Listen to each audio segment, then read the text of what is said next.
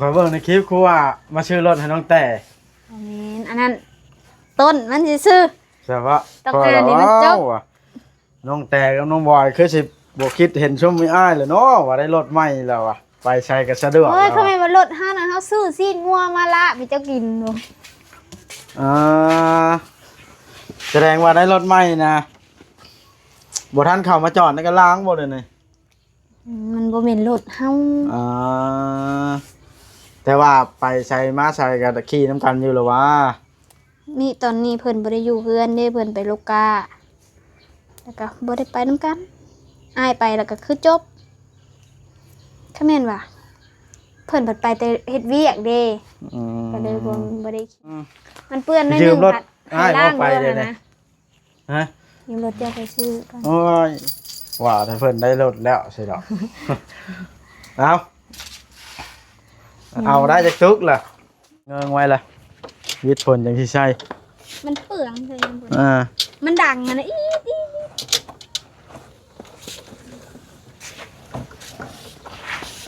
กันนี่กินแทนเดียวไปบนมือวะ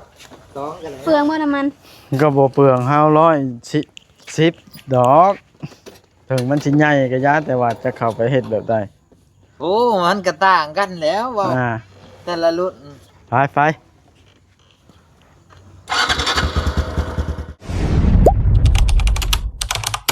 อย่าลืมกดติดตามเพื่อเป็นกำลังใจให้ผมด้วยนะครับทุกคนขอบคุณมากๆครับพี่น้องเลย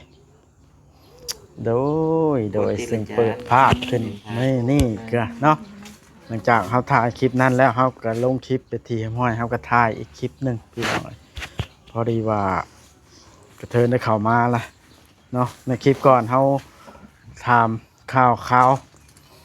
เพิ่นว่าบ่สบายพี่น้องเลย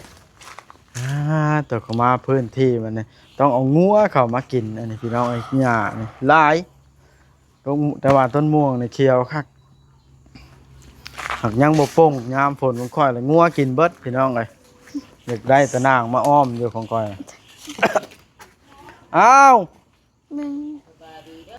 ปลาแก้วเห็ดยังยุ่นะอ๋อตัวก็เห็ดผู้สาวแท้มานี่ฮะอ๋อตัวซ้ำผู้สาวเนาะเดียวนี่เอ้ยปลาแก้วนะจังหน่อยสิเข้าไปเล่นน้ำเด้อว่าผู้สาวจะคอยมาเป็นปลาแก้ว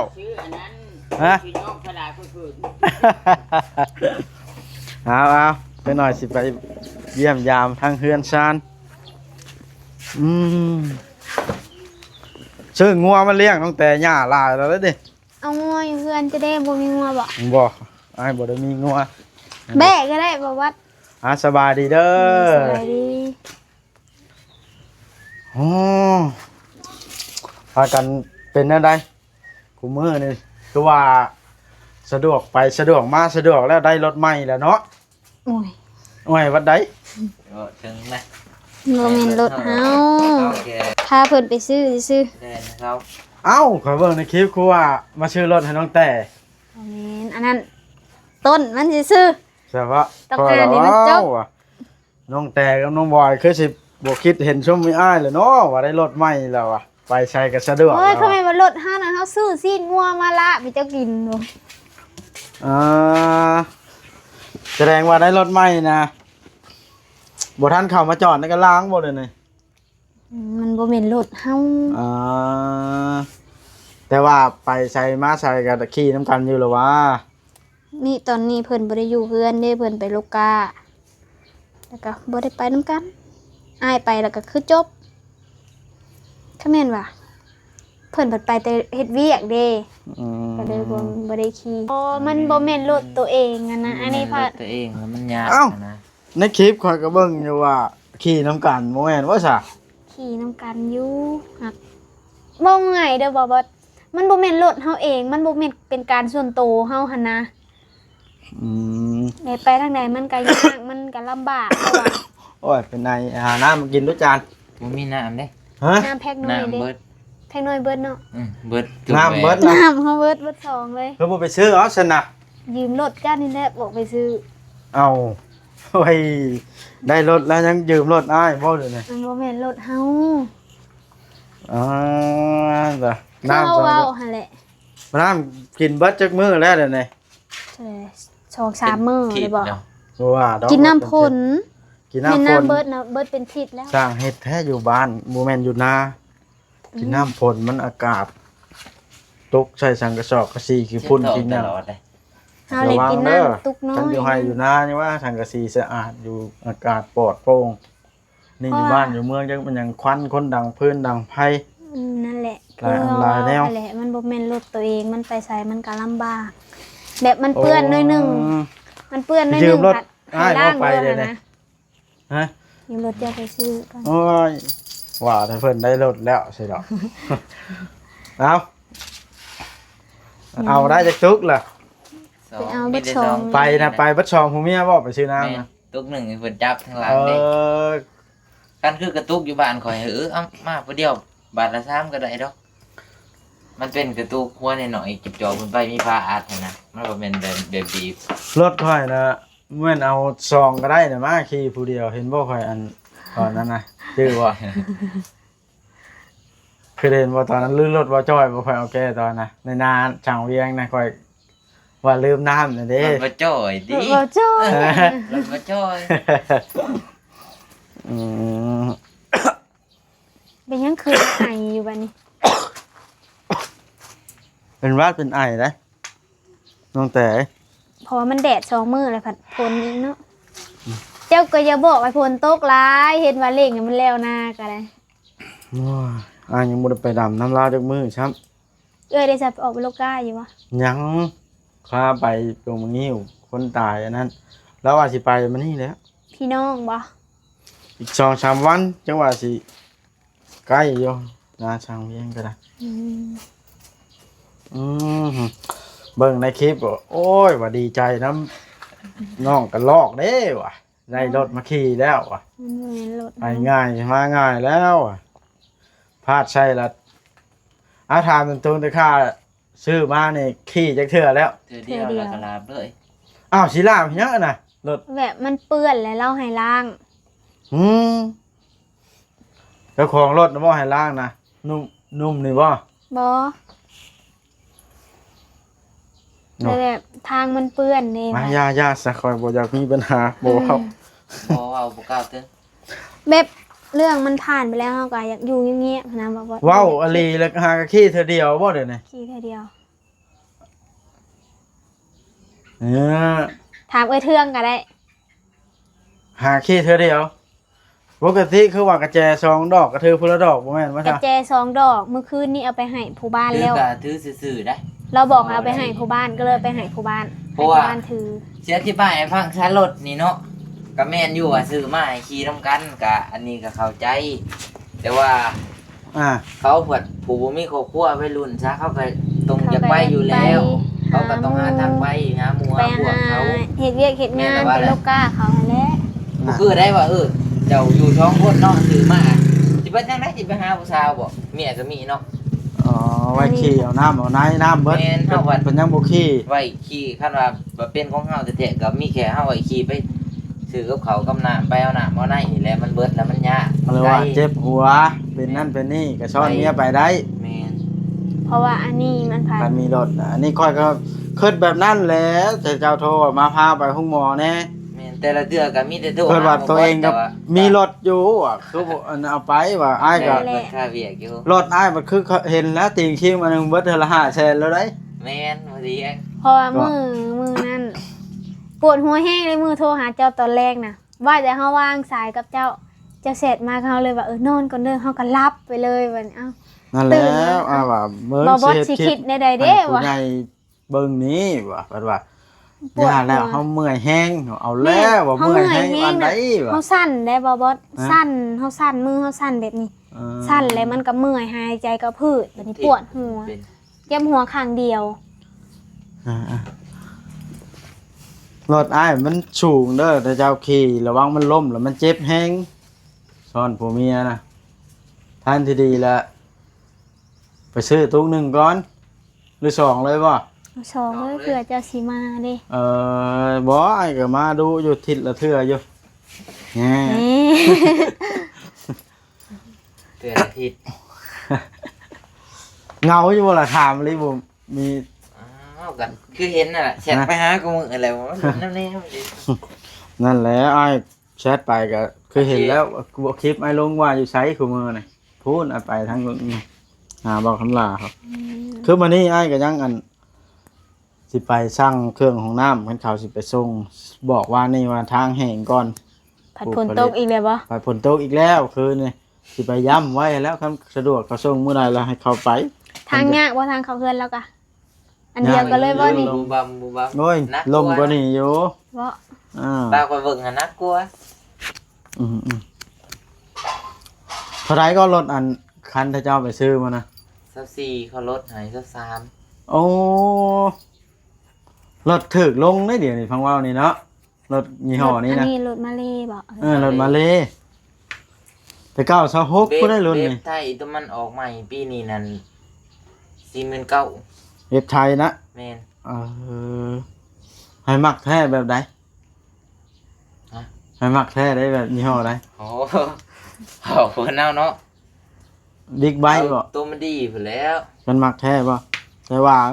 มันก็งามอยู่ไดมาเลยหุ่นมันแบบเดียวกันกับเว็บไอนี่ แม่นหุ้นแบบเดียวแบบว่าเฮาซื้อมาแบบว่าเฮางบน้อยนะ เฮาบ่มักจักมันก็คือเฮาสามารถเอาออกแล้วก็ซื้อจากเว็บไอ3ล้านป้ายมาใส่ได้คือกันมันก็เสียงแบบ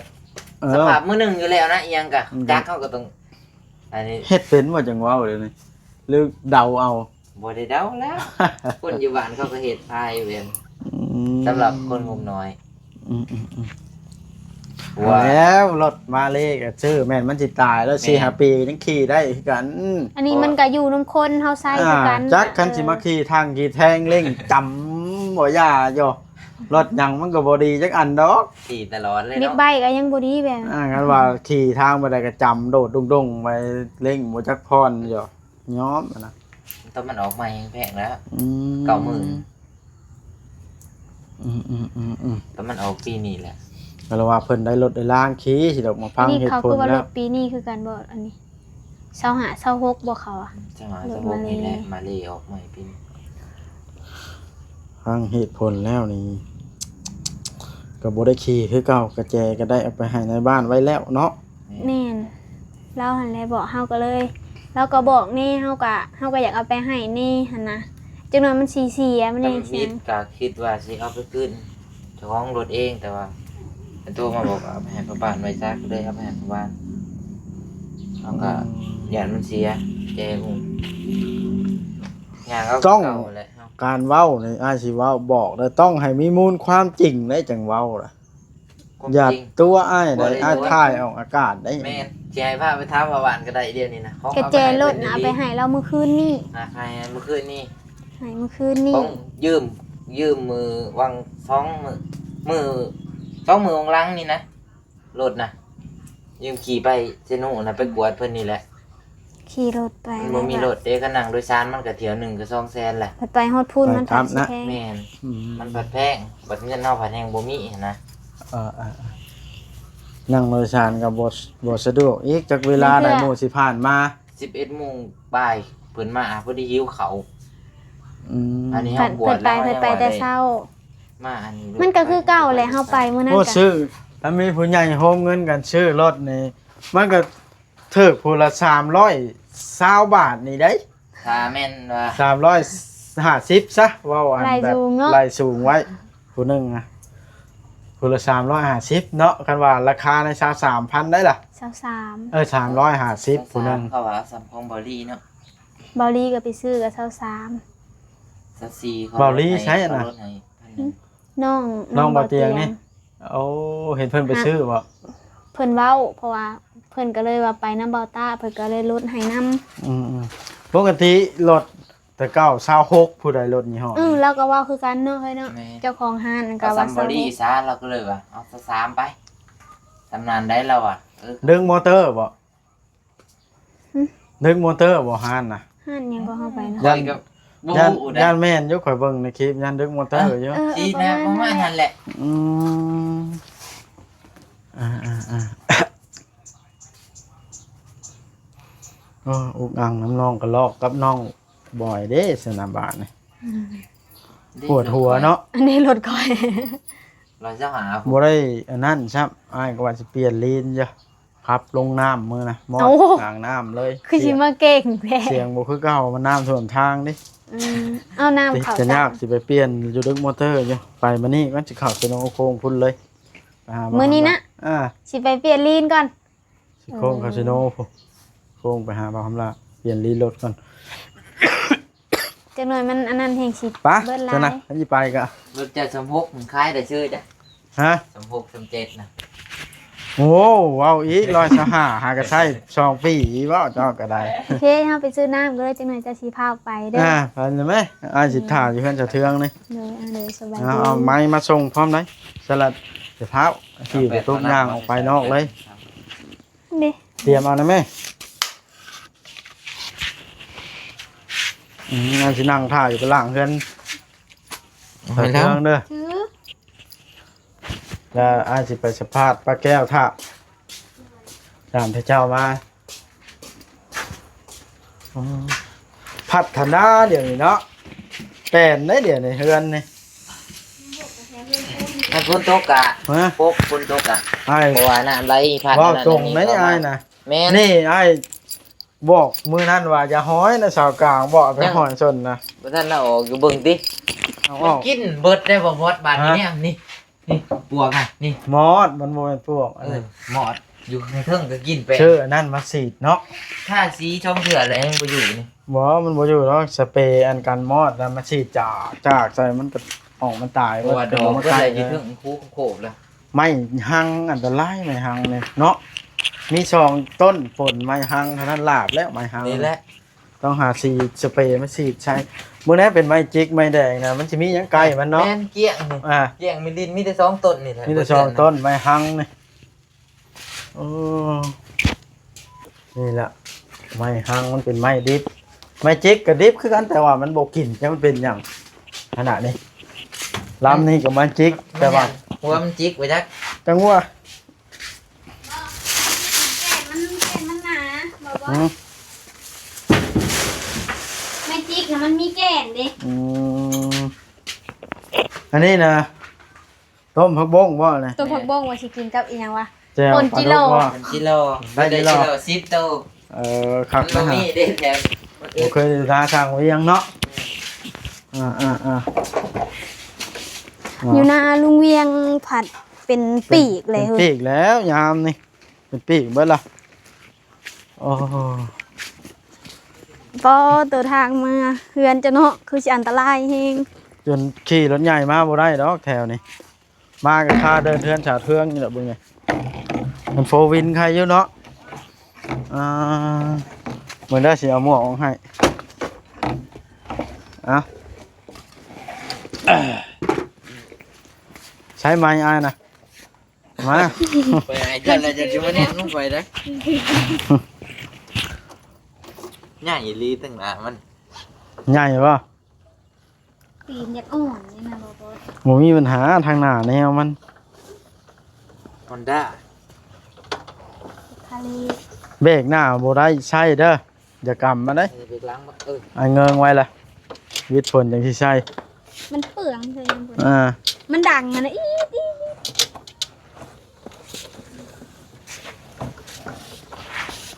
กันนี่กินแทนเดียวไปบนมือวะ2กันเลย เปลืองบ่น้ำมัน ก็บ่เปลือง510ดอก ถึงมันสิใหญ่ก็ยาแต่ว่าจะเข้าไปเฮ็ดแบบใด โอ้มันก็ต่างกันแล้วว่าแต่ละรุ่น ไป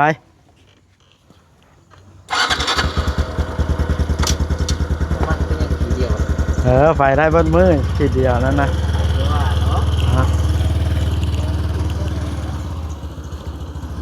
นี่แหละพี่น้องน้องแต่เบิดน้ำกินเพิ่นยืมรถ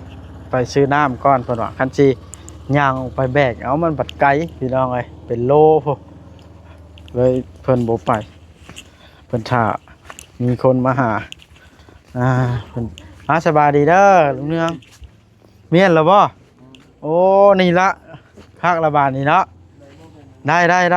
คอยระยานมันบิดนะ กว่าสิอันนั้นน่ะเวลาเฮามาเฮ็ดมากบมันสิลำบากอ๋อโอเคบาทนะจ้างช่างต่อแล้วกบอยู่นี่เนาะไผเกี่ยวเฮือนไผเนาะไผนี่เฮือนในบ้านบ่หรือเฮือนอันสาวนางมาแล้วจังให้ทางผู้ใหญ่เพิ่นอันคุยเนาะลุงเนืองเอาพี่น้องคลิปนี้ก็โอเคเด้อถือว่ายืดยาวพอสมควรสิได้จบคลิปลงสักก่อนเด้อพี่น้องเด้อ